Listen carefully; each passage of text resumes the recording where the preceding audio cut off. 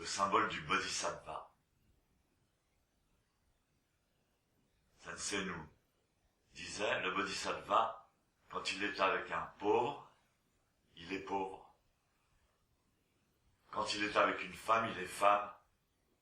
Quand il est avec un riche, il est riche. Quand il est avec quelqu'un qui souffre, il souffre avec lui.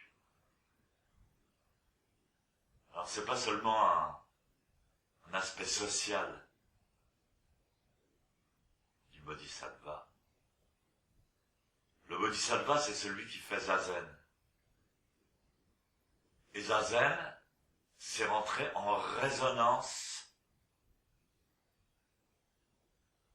avec soi-même. Sensei disait, il parlait d'homéostasie. Homéostasie, c'est comme homéopathie. La résonance des similitudes. Un docteur américain, le docteur Riff,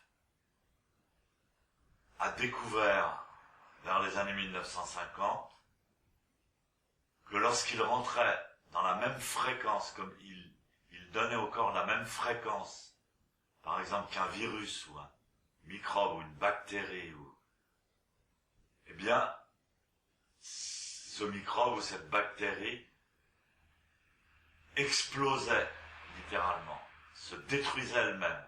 Quand on trouve la même résonance, la maladie est détruite, se détruit elle-même. C'est ce phénomène-là qui se passe dans Zazen que Sensei appelait homéostasie. Ça veut dire que quand on est assis en Zazen, il ne faut pas fuir son Zazen, il ne faut pas fuir sa douleur, il ne faut pas fuir son angoisse.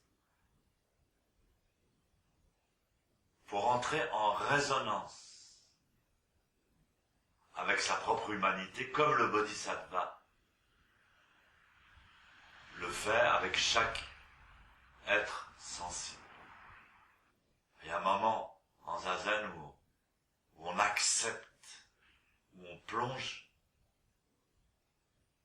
dans sa souffrance, où on rentre en résonance avec sa souffrance et on s'aperçoit qu'elle disparaît. Elle explose de l'intérieur.